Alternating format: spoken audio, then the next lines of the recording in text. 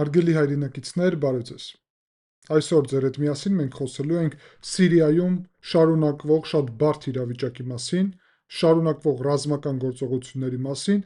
եւ կարծես քրդերի հարցը լուծելով Շարան, Սիրիայի իշխանությունը այսօրվա իդեմս ուրեմն Ահմեդ ալ-Շարայի Ալ-Ջուլանի, որը Դամասկոսում գտնվում է, կարծես արդեն դրուզների ուղղությունով սկսում է առաջի քայլերը։ Եվ ես կասեի, որ սա կարելի է արդեն գնահատել ինչպես հաջորդը դրուզներն են, ինչպես նոր պատերազմ Սիրիայի հարավում, Սիրիայի դրուզերի ուղղությունով, որտեղ կրակը արդեն բացված է եւ կարելի է ասել, կարելի է այսպիսի գնահատական տալ, որ պատերազմը արդեն սկսվեց հարավում։ Եվ այս թեման շատ կարևոր է, մեծ նշանակություն ունի, ուստի մենք ձեր հետ միասին այսօր կխոսենք եւ կվերլուծենք այս իրադարձությունները։ Առաջ երթին ես ձեզ կոչ եմ անում, որ անպայման լայքեք այս վերլուծությունը, գրեք ձեր մեկնաբանությունները, բաժանորդագրվեք, դրեք զանգակը, ինչպես նաև դուք կարող եք աջակցել ալիքին նկարագրությունում նշված միջոցների շնորհիվ։ Հարգելի հայրենակիցներ, Սիրիայի ամենահարավային հատվածը, Սուեյդայի շրջանը ամբողջությամբ կարելի ասել դրուզերի կողմից է բնակեցված։ Եվ Սիրիայում պատերազմի սկզբից հետո քաղաքացիական պատերազմը, որը 2011 թվականին սկսվեց, կարելի ասել, որ այդ տարածաշրջանը Սուվեյդայի ամբողջությամբ դուրս մնաց այդ ռազմական գործողություններից, որովհետև չեզոք էր։ Բաշար ալ-Ասադի իշխանությունները չէին միջամտում այդտեղ որևէ զարգացումների մեջ, իրենք կարելի ասել ինչ-որ առումով ձևավորել էին անկախության նման մի իրավիճակ։ Բայց 2023 թվականից իրավիճակը դարձավ ուրիշ եւ սկսեցին ցույցեր այդտեղ, որոնք կախված էին հենց գների աճի եւ վատ կառավարման հետ, որը առաջնորդում է Շեյխ Խիկմատ ալ-Խիջրին։ Բաշար ալ-Ասադի իշխանությունը տապալելուց հետո եւ երբ իշխանություն եկավ Ահմեդ ալ-Շարան 2025 թվականի դեկտեմբերին, դրուզերի մոտեցումը կենտրոնական իշխանությունների հանդեպ կտրուկ փոխվեց։ 2025 թվականի 24 թվականի դեկտեմբերին եկավ Շարան, 25 թվականի սկզբում կարելի ասել, 25 թվականի հուլիսին տեղի ունեցավ առաջի այդտեղ առճակատումը, բախումները դրուզների եւ բեդուինական արաբական այդ խմբերի միջև, որոնք գործում էին կենտրոնական իշխանության աջակցությամբ եւ արյունահեղությունին էր իրավիճակը հասել։ Human Rights Watch-ի տվյալներով 86 մարդ էր մահացել, այդ թվում 67 դրուզ եւ 19 բեդուին, իսկ մինչև 187,000 մարդ ստիպված էին լքել իրենց տները։ Սիրիական զորքերի դուրս գալուց հետո սիրիական զորքերը դուրս եկան նրանից հետո, երբ Իսրայելը արդեն սկսեց հարվածներ հասցնել սիրիական զորքերին եւ միևնույն ժամանակ 2025 թվականի օգոստոսին սկսեց ձևավորել դրուզներից բաղկացած ազգային գվարդիա, այսպիսի, որովհետև դրուզները ապրում են, հիշեցնեմ ձեզ, Հոլանի բարձունքներում, նաև որոնք կառավարվում է Իսրայելի կողմից, եւ այդ դրուզները պահանջում են գնալ այն մյուս դրուզներին փրկել։ Այս կազմակերպությունը նաև կարելի ասել, որ ղեկավարում է եւ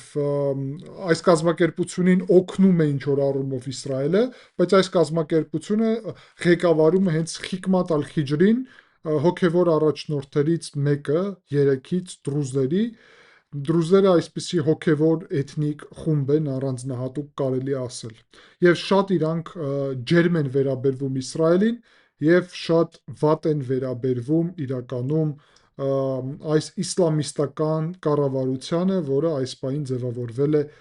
Դամասկոսում։ 2025 թվականի վերջին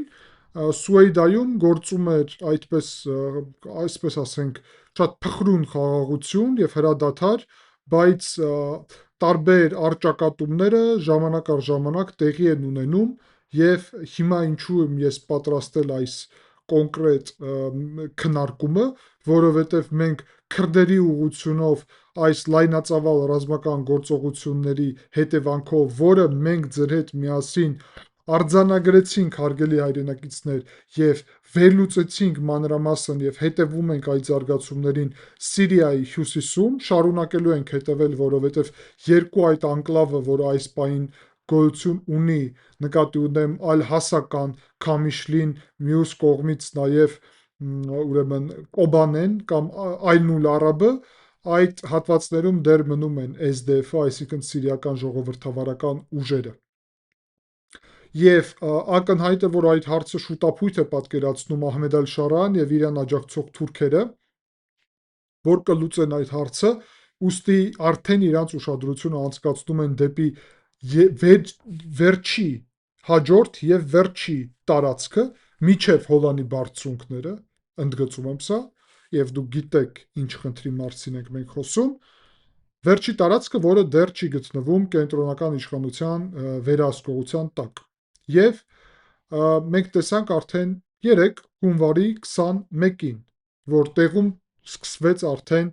առաջի այսպիսի լուրջ մարտերը, բայց հիմա խոսենք դրա մասին։ Հունվարի 16-ին 17-ին անկախ ԶԼՄ Էնաբ Բալադին հայտարարել է, որ արևմտյան հատվածում ուրեմն Սուվեյդայի շրջանի սկսվել են հակամարտություն ազգային գվարդիայի եւ ներքին գործերի նախարարության միջև Սիրիայի, այսինքն կենտրոնական իշխանության ներկայացուցիչների միջև։ Մարտերը շարունակվել են հունվարի 16-ից եւ մինչև հաջորդ օրվա առավոտն ուրեմն տեղի ունեցել։ Եվ կողմերը կիրառել են զենիտային համակարգներ, 23 մմ-անոց մինամյոտներ եւ ԱԹՍ-ներ։ Եվ իշխանական ուժերը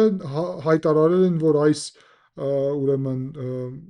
այս գործողությունների հիմքը դա ազգային գվարդիայի գործունեությունն է եւ ազգային գվարդիան է սկսել այս հրաձգությունը։ Ինչ վերաբերվում է ուրեմն ազգային գվարդիային, ապա ազգային գվարդիան հակառակը հայտարարում է, որ այս ամենը սկսել են հենց կենտրոնական իշխանության ներկայացուցիչները։ Հունվարի 16-ի 17-ի դեպքերի հետևանքով որևէ մեկը չի զոհվել, կային տուժածներ։ Մինչև այդ հունվարի 9-ին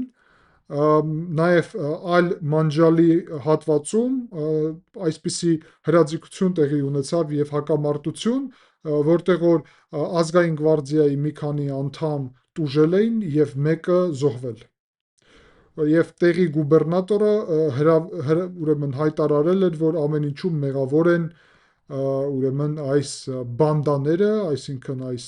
ազգային գվարդիան, իշխանությունները կենտրոնական համարում են ոչ օրինական զինված խմբեր, այսինքն նույն SDF-ի կարգավիճակով։ Եվ հիմա արդեն խոսում ենք հունվարի 20-ի մասին։ Հունվարի 20-ին Սուեյդա քաղաքում տեղի էր ունենում ազատություն այսպիսի կարգախոսով կոնֆերանս, որը սկսվել է 2025 թվականի նոյեմբերին տեղի քաղաքական գործիչների, հասարակական ներկայացուցիչների կողմից, որոնք փորձում են ձևավորել ինքնավար մարմին տարածաշրջանի ղեկավարման նպատակով։ Եվ այդ կոնֆերանսի ընթացքում կողմերը փորձում են բանակցել ուրեմն նրա համար, որ ձևավորեն այսպիսի կառույց, որը բանակցություններ կվարի կենտրոնական իշխանության հետ։ Այսինքն փաստացի խոսք է գնում նրա մասին, որ պետք է ձևավորի այսպիսի անկախ ինչ-որ քաղաքական մարմին, այսինքն մոտավորապես այն, ինչ մենք ունեինք հյուսիսում քրդական այդ ուժերի դեպքում, այսինքն դրուզերը ուզում են չենթարկվել կենտրոնական իշխանությանը, այլ լինել սուբյեկտ առանձին։ Եվ հարձակումը տեղի երկու աղբյուրի տեղեկատվությունով անհայտ մարդիկ, որոնք մի մասը օգտագործում էր ազգային գվարդիայի շորերը, այսինքն հենց դրուզերի այդ ուժերի շորերը, մտել են այդ հյուրանոց Ալ-Ամեր, որտեղ որ այս կոնֆերանսներ տեղի ունենում, եւ քանդել են այդտեղի գույքը եւ մի քանիսին 70 մասնակիցներից ծեծել են, մի քանիսին փախցրել են։ եւ այս աղբյուրները տեղեկացնում են, որ սա կարող լինի կազմակերպված կենտրոնական իշխանությունների կողմից։ Sueda 24 տեղի ուրեմն ԶԼՄ-ն հայտարարում է, որ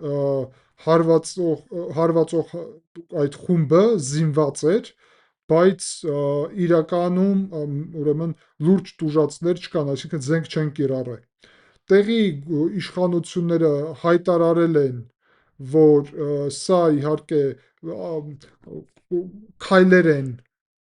դրուզերի ազատ կամքի դեմ եւ որ այս խմբավորումները իրենց ցանկությունով են գործում, բայց զուգահեռ դրա մենք տեսանք, որ ուրեմն իշխանությունները կոնֆերանսի կազմակերպիչները հայտարարում էին, որ սա որևէ ուրեմն պատճառ սրա չկար եւ իհարկե այս իրանց ազգային գվարդիան որևէ սրանում մասնակցություն չի ունեցել։ Այսինքն կարճ որ մի քիչ խառն է իհարկե իրավիճակը, բայց կարճ որ ասեմ, հասկանալի լինի, որտեղ աղբյուրներն են, որը ես օգտագործել եմ, արաբերեն են, անգլերեն աղբյուրներ կարելի ասել չկան նույնիսկ այս պահին, բայց ամեն դեպքում օգտագործել եմ դա եւ փորձում եմ հասկանամ լավ իրավիճակը։ Տեսեք, կոնֆերանս են կազմակերպում տեղի ուժերը, որոնք կառավարում են ազգային գվարդիան, այսինքն դրուզերը։ Դրուզերի վրա հարձակվում են, բայց հարձակվում են այդ իրանց հենց ազգային գվարդիայի շորերով, բայց կենտրոնական իշխանության ներկայացուցիչները, որոնք հարձակումներից հետո որ գնում են, իշխանությունը կենտրոնական ասում են, տեսեք ազգային գվարդիան ինչ վնասակար բան է։ Եվ սա անում է նրա համար, որ ազգային գվարդիայի դեմ գործի։ Հիմա ինչ է ազգային գվարդիան։ Ազգային գվարդիան մոտավորապես նույն այն բանն է, ինչը սիրիական ժողովրդավարական ուժերը քրդական այդ հյուսիսում,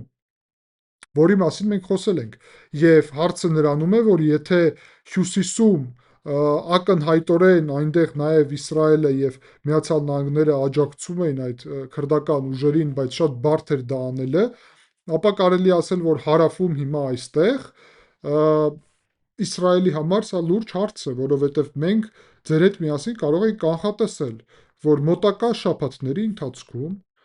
հարգելի հայրենակիցներ, երբ դրուզերի թեման վերջնական լուծվի եւ փաստացի նկատի ունեմ, երբ քրդերի հարցը վերջնական լուծվի, ապա հետո հարցը անցնելու է դրուզերի հարցը վերջնական լուծելուն։ Այսինքն իմ պատկերացումով քրդերի հարցի ավարտից հետո եւ նաեւ զուգահեռ թուրքական հետախուզությունը սկսել է այս գործողությունները, որովհետեւ ես դες բազում անգամ ասել եմ, Սիրիայի իշխանությունը Ահմեդ Ալ-Շարայի ղեկավարությամբ դա փաստացի ուրեմն եւ դա ակնհայտ պետք է ասել, դա Թուրքիայի վերահսկողության տակ գտնվող ուժերն են։ Այդ թվում կոնկրետ թուրքական հետախուզության վերահսկողության տակ։ Եվ ուստի թուրքական հետախուզությունը իմ պատկերացումով այստեղ կոնկրետ քայլեր է արել այն ուղղությամբ, որ արձանագրի այսպիսի հնարավորությունը եւ սկսի նաեւ գործողություններ ոչ միայն քրդերի ուղղությունով, այլ նաեւ դրուզերի ուղղությունով եւ ձևավորի այդպիսի մարտահրավերներ։ Այսինքն գլխավոր նպատակն է քրդերի հարցը լուծել, հետո դրուզերի հարցը լուծել։ Շատ պարզ, շատ հեշտ։ Եվ ընդհանուր դինամիկան նաեւ սրա մասին է խոսում։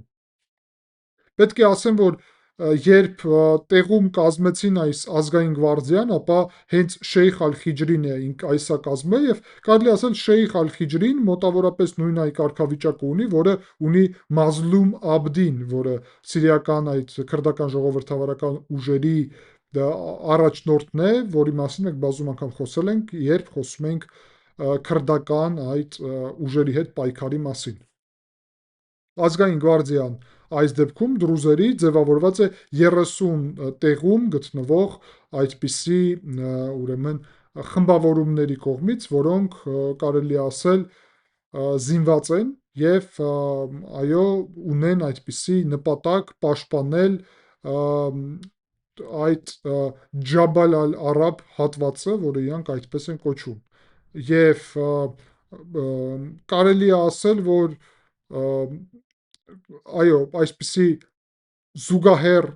համակարգ է այդտեղ ձևավորված, որը ունի հնարավորություն նաև իրական իրավիճակը վերահսկի հենց այդտեղ կոնկրետ նկատի ունեմ ցամաքում եւ այդ հատվածում ուրեմն շատ կարևոր իրավիճակ է նաև ձևավորված։ Հիմա հարգելի հայրենակիցներ, նաև ես պետք է անդրադառնամ եւ ասեմ, որ Ալ-Խիջրի մոտեցումների մասին։ Ալ-Խիջրին հայտարարել է, որ դրուզերը պետք է ունենան ավտոնոմ կարգավիճակ, այդ ղեկավարը կարելի է ասել ուժերի, որ դրուզերը Իսրայելի անբաժան մարդն են եւ դրուզերին պետք է իսրայելական անվտանգության երաշխիքները։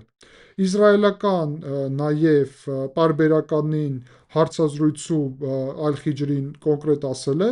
որ ինքը իսրայելական հարվածները 2025 թվականին փրկեցին դրուզերին ցեղասպանությունից եւ Սիրիան պետք է դառնա ուրեմն դաշնային, այսինքն ֆեդերատիվ եւ դրուզերը պետք է առանձին լինեն այդտեղ։ Բացի դրանից Իսրայելը իր խոսքով դրուզերին շատ մեծ հումանիտար օգնություն է տրամադրել։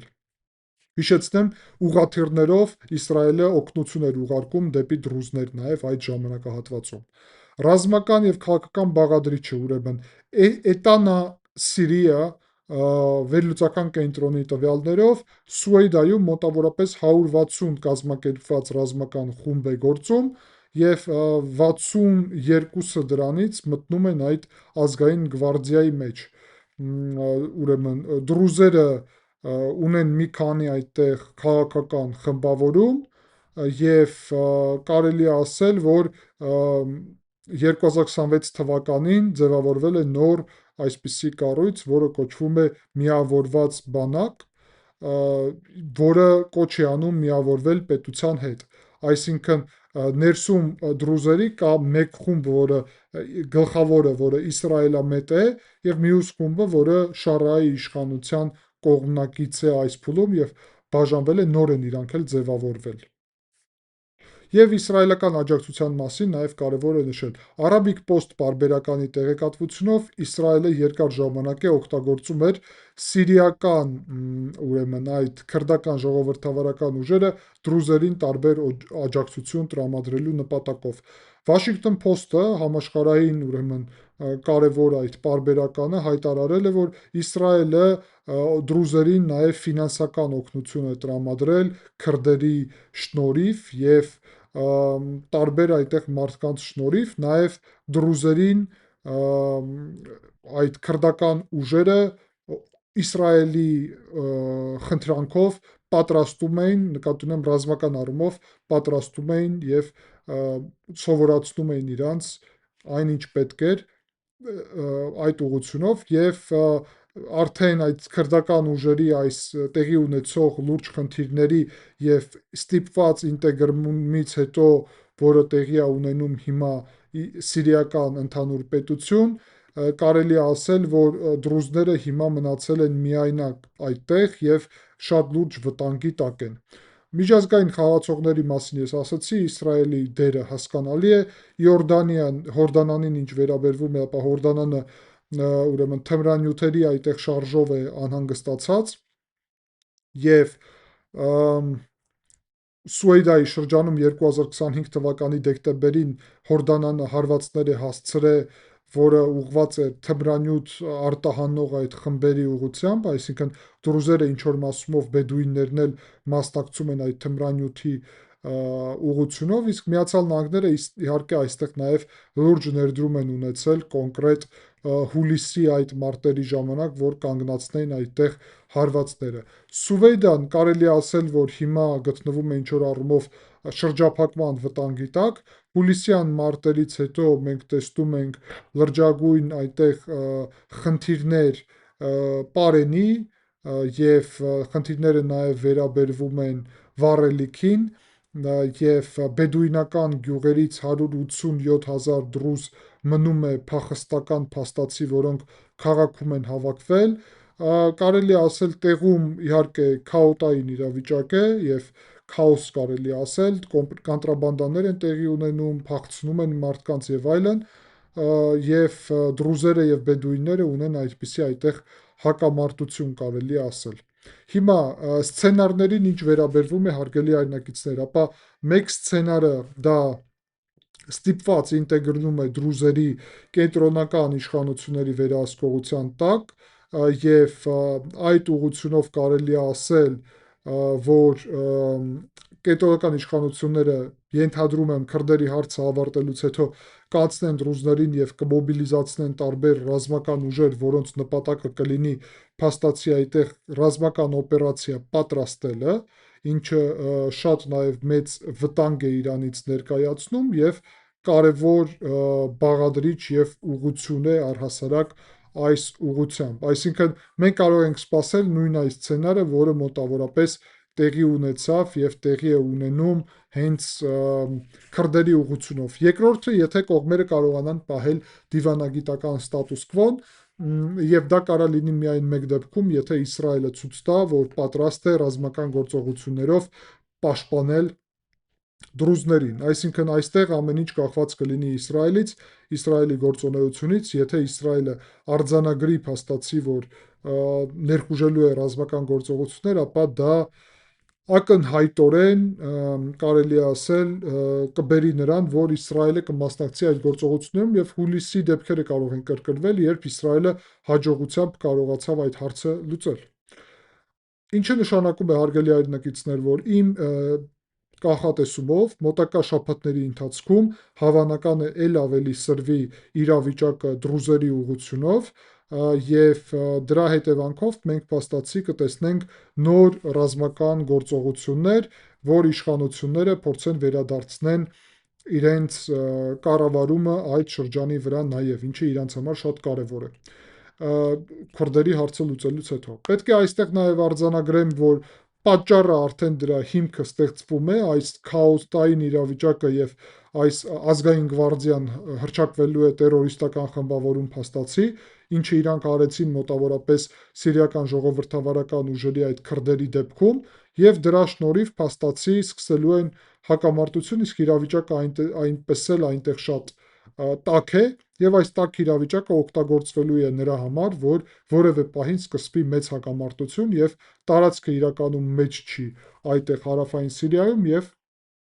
կենտրոնական իշխանությունները կարողանալու են փորձելու են առնվազն գրավել այդ տարածքը մի քանի օրվա կամ առնվազն մեկ շաբաթվա ընթացքում։ Հարցը նրանում է, որ կարա Իսրայելը միջամտի եւ եթե Իսրայելը միջամտի, ապա Սիրիայի եւ Իսրայելի միջև փաստացի կսկսվեն ռազմական